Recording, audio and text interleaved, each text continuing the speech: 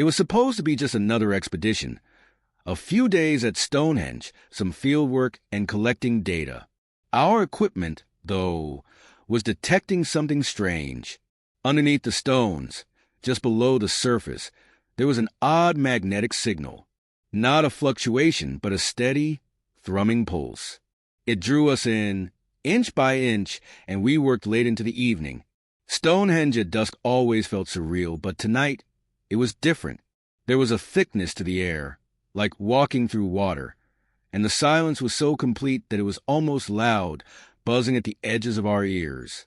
The stones seemed to hum, as if alive, vibrating just beneath the surface. My team and I exchanged wary glances, but no one said a word. It was too hard to ignore. As the last traces of sunlight bled into the horizon, the temperature dropped fast, and I felt a chill that went deeper than the evening air. Still, our curiosity drove us forward. We were scientists after all, and scientists didn't spook so easily. But the deeper we dug, the more our equipment started to fail us. The monitors flickered in and out. Our communication devices crackled with static, then went completely silent. Even our GPS was erratic, flashing nonsense coordinates every few seconds.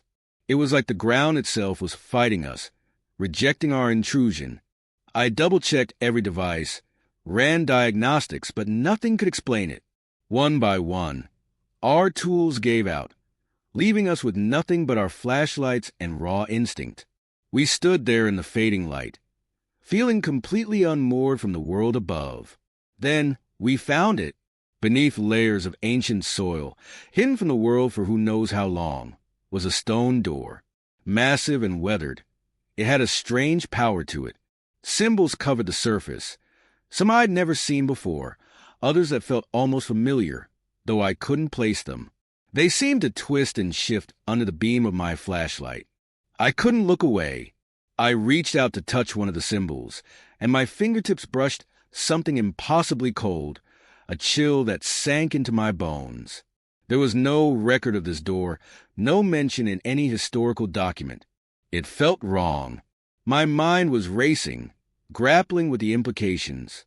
This was Stonehenge, after all, a place already steeped in mystery and legend. But what could have been hidden here for so long, and why had no one else discovered it? Something inside me screamed to leave it alone. This wasn't what we came for. We weren't equipped for something like this. But the pull was irresistible. Every instinct said that this door held answers to questions no one had dared to ask. I glanced back at my team. Some looked hesitant, even fearful, but the glint in their eyes betrayed their curiosity. It was the kind of curiosity that overruled reason, that whispered promises of secrets and discoveries worth any risk. We debated, but it was a short debate. Curiosity won, as it always did. With a few heaves and a grunt, we pried the door open. The air that seeped out was stale and damp, thick with a scent that was both earthy and strangely metallic. And then there was that hum again, this time stronger, vibrating through the ground and up through the soles of our boots. It was almost welcoming. The passageway led down, into darkness so complete that even our strongest flashlight beams seemed to get swallowed. The steps were steep and worn, eroded by time or something else entirely. There was a heaviness to the air, an oppressive weight that seemed to cling to us as we descended. Every step we took echoed, but the sound was muted, as if the walls were swallowing it whole. We didn't speak, only exchanged tense glances, and I couldn't shake the feeling that we were being watched. It was absurd, of course. We were deep underground, in a place untouched by light for who knew how long. But still, that feeling lingered, gnawing at the edges of my mind, telling me we were crossing into something we shouldn't. The stairway seemed endless. I started counting steps, more out of nervous habit than anything else. 30 steps, 50, 100, and then, just as the tension was reaching a fever pitch, we reached the bottom. A vast chamber opened up before us, dark and silent, as if the world itself had forgotten it existed. We stood there, flashlights sweeping the space, trying to make sense of what we were seeing. And that was when I realized There was no going back. As we stepped into the chamber, I felt it, the overwhelming sensation that this place was not meant for us. The air was thick, almost suffocating, filled with a strange metallic taste that lingered at the back of my throat. And that hum, it wasn't just a sound. It pulsed through my bones, a vibration so deep it seemed to resonate from the very walls. I lifted my flashlight, scanning the chamber. The space was vast, larger than I'd anticipated, with walls lined with strange, metallic structures that defied logic. They looked intentional, as if crafted, yet there was something inherently wrong about them. They didn't fit any known architectural style, nor did they resemble anything I'd seen in ancient ruins. The metal seemed to shift, like a liquid caught mid-flow, and when the light hit it at certain angles, the shapes almost appeared to ripple and twist as if alive. In the center of the room, surrounded by what looked like archaic carvings, stood an odd crystal structure. Unlike anything I'd seen, it was jagged and yet oddly beautiful, emitting a faint, pulsing glow. It was like a heartbeat, throbbing softly in the darkness, casting eerie shadows that seemed to stretch and recoil from our presence. I approached the carvings, drawn to the strange, astronomical patterns etched into the metal. My initial thought was that they might depict constellations, but as I studied them closer, I realized they didn't match anything I recognized. Some of the patterns were almost otherworldly. They seemed to depict star systems too complex, too foreign, as if they belonged to a sky no human had ever seen. A feeling of dread crept over me. The designs on the walls, the unnatural glow, and the strange metallic structures, it was like we'd stumbled into a place that existed beyond our understanding, a place that didn't belong to our world. One of my team members, a skeptic by nature, laughed nervously, trying to shake off the tension. "We're just spooking ourselves," he muttered, but his voice held no conviction. His laughter died quickly, swallowed up by the silence of the chamber, and I could see the anxiety in his eyes. That was when it started, the feeling that something was watching us. There was no visible source, no movement, just an intangible weight, a sense of presence lurking beyond the reach of our flashlights. It was as though we were intruders, trespassers in a place that wasn't ours to see. "Does anyone else feel strange?" asked one of the others, rubbing their forehead. I hadn't noticed it at first, but now I felt it too, a faint throbbing at my temples. Another teammate wiped his nose, and I saw the smear of blood on his hand. We tried to dismiss it as the stale air, maybe a lack of oxygen down here, but something gnawed at me. It felt deliberate, like the chamber itself was testing us, probing our limits. The symptoms worsened. The throbbing in my head grew sharper, and my vision blurred for a moment. A flash of something dark, slithering along the edge of my sight, made my skin crawl. I spun around, but nothing was there, just more of those cold, metallic structures casting shadows that seemed to shift and twist, just out of reach. One of the team members swore they'd seen something move, a shadow darting across the room. We all stopped, flashlights sweeping the space, but there was nothing, just the oppressive silence, the hum still resonating in the walls, and that eerie, pulsing crystal at the center. I could feel my heartbeat syncing with its rhythm, an unnatural connection that made my skin prickle. The skeptic shook his head, muttering something about hallucinations, but I could see the fear in his eyes, the way his hand trembled slightly. We were all feeling it. I started jotting down notes, a desperate attempt to rationalize the unease that was threatening to overwhelm us. I wrote about the nosebleeds, the headaches, the visions in the corners of our eyes.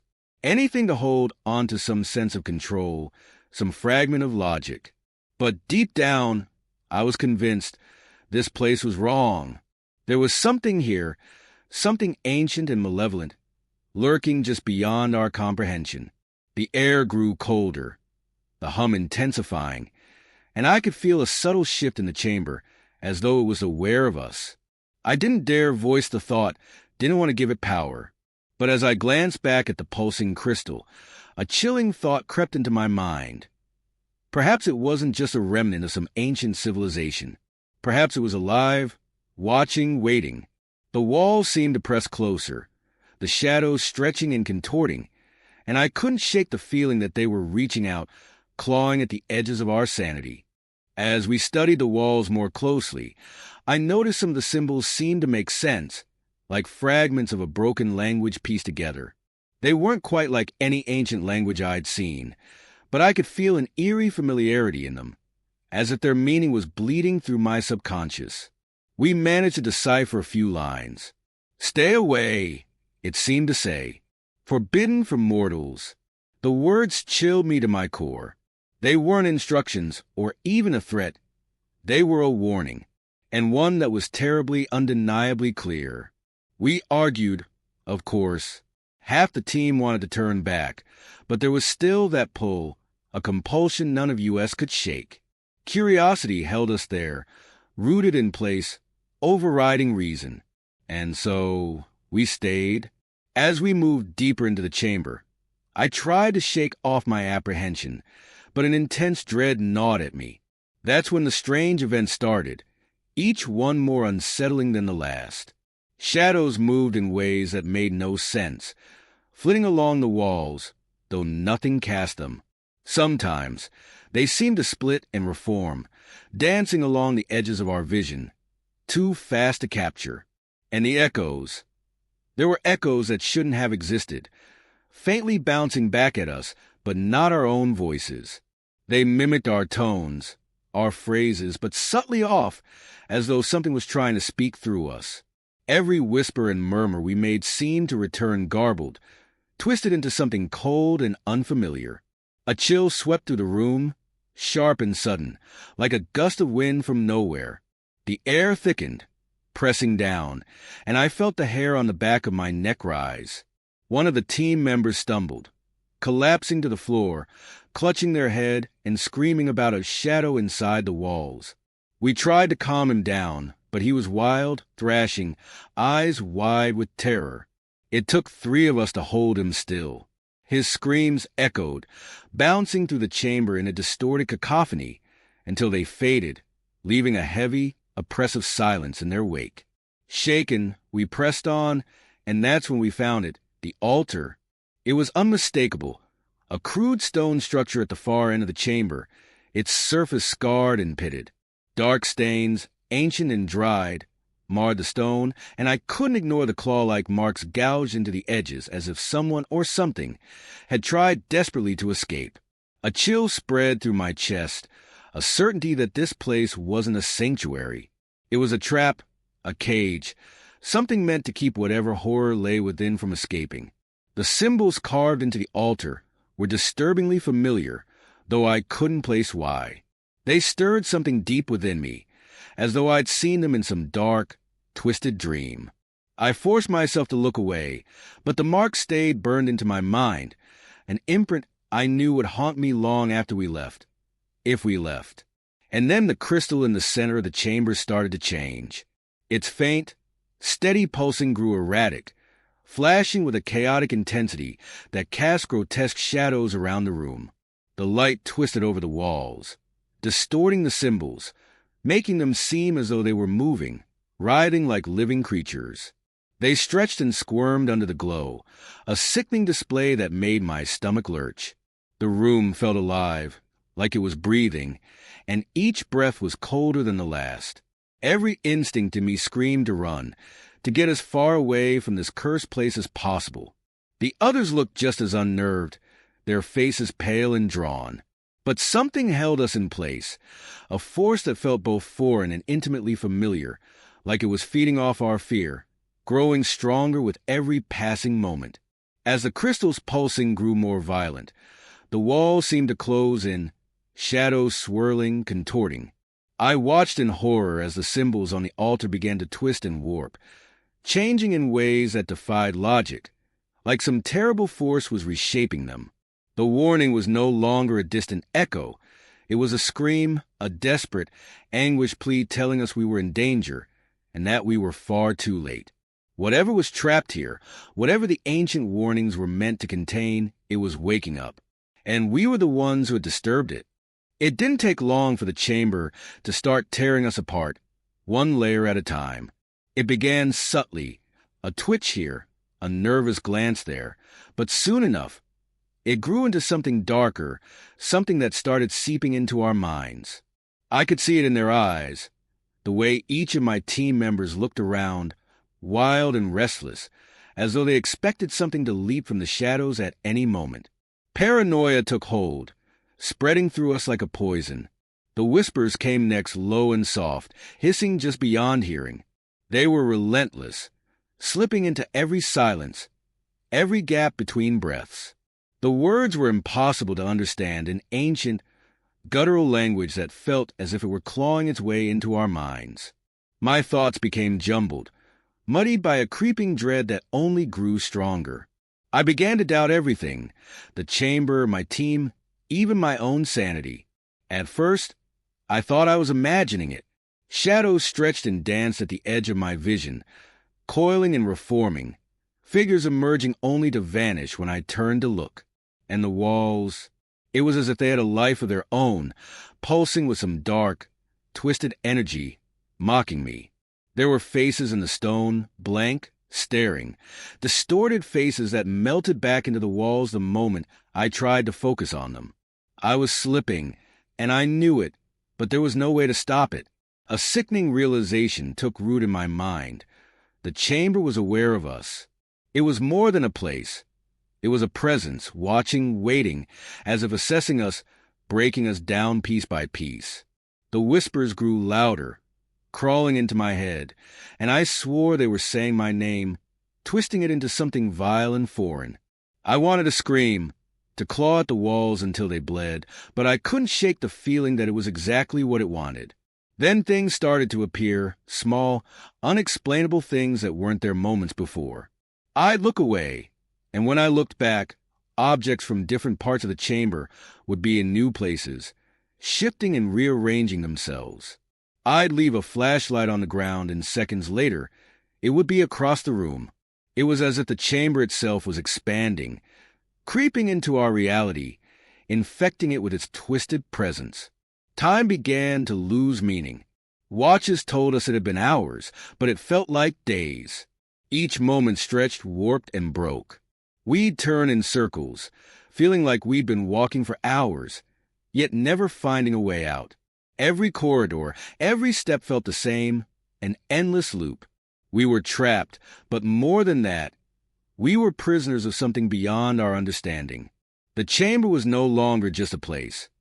It had become a labyrinth of shadows and whispers, twisting our perception, bending time and space to its will. The stairway back up seemed to stretch longer each time we tried to leave. No matter how many steps we climbed, we remained stuck in that oppressive darkness. Every stair took us deeper, pulling us further into the chamber's grasp, as if it were drawing us into the heart of some ancient, unfathomable horror. And then the worst happened. One of our team members, a quiet, stoic man who'd rarely spoken since we arrived, vanished. One moment he was there, standing beside me, and the next he was gone. In his place, there was only a dark smear on the ground, a trail of blood leading into the shadows, as though something had dragged him away.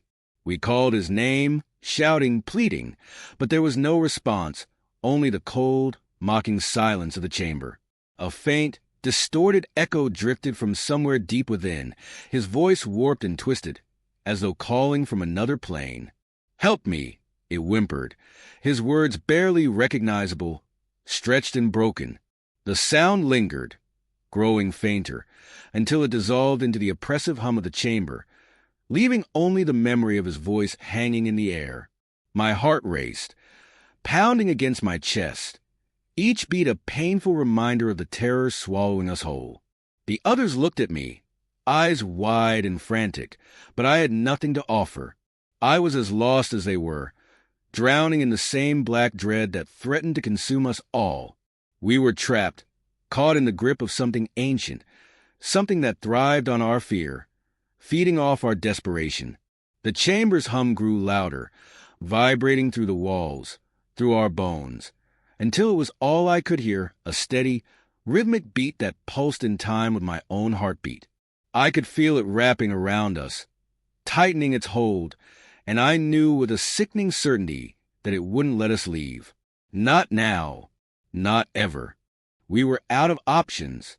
Panic had taken hold of us all, and as we scrambled to find a way out, the chamber seemed to shift around us, each passage blurring into the next. Every corridor we took led us back to the same place, the same walls looming closer, closing us in like prey. It was like the chamber itself was alive, aware, bending space and time to keep us trapped within its grasp. One of the team members lost it completely. He shouted something incoherent, a raw, primal scream of fear, before dashing into the darkness, disappearing into the endless shadows. His footsteps echoed, then faded, leaving us alone with the realization that we'd probably never see him again. With the walls pressing in, my eyes landed on a strange inscription, barely visible, carved into a crumbling corner of the chamber.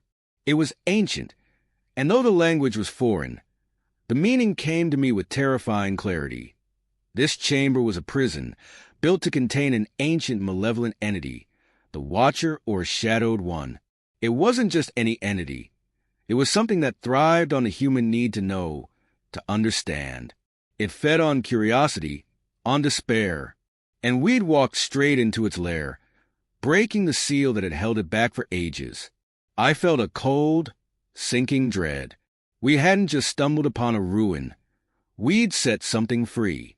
The entity had marked us now, bound to our curiosity and fear. Even if we escaped, it wouldn't be finished with us. It would follow, its gaze always just beyond sight, lingering, waiting. One of the team members, wide-eyed and resolute, took my arm and pulled me aside. "Go," they whispered, their voice trembling but firm. I shook my head, but they only looked past me, eyes fixed on something in the dark that I couldn't see. "I'll hold it back, but you get out. Tell people what you saw." Before I could protest, they turned and ran back into the chamber, their footsteps fading quickly into silence.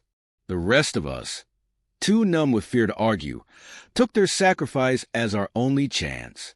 With one last glance at the ominous shadows, we sprinted down a passageway that seemed to open up, almost as if the chamber was reluctantly allowing us to leave. As I climbed the seemingly endless stairway back to the surface, my mind reeled, the haunting reality settling in. Each step was heavier than the last, like something was holding on to me, a grip I couldn't shake. Just as I reached the top, a faint, distorted echo of the sacrificed team member's voice drifted up the stairwell, calling my name, pleading. I tried to tell myself it wasn't real, that it was just a memory, but deep down, I knew the truth. The chamber had marked us all, one by one, and it would never let us go. Back on the surface, beneath the open sky, I felt no relief, only an overwhelming sense of dread. We'd escaped the physical prison, but the Watcher's gaze lingered. I could feel it, just out of sight, waiting, watching. I returned to civilization, but life as I knew it was over. Shadows followed me, always there at the edge of my vision, flickering in mirrors, twisting into impossible shapes whenever I looked away. And I write this now as a warning to anyone who comes after us. Don't disturb the stones. Don't go looking for answers in places long abandoned, buried for reasons beyond our understanding. Some doors should never be opened. I only wish we'd heeded that silent warning before we sealed our fate.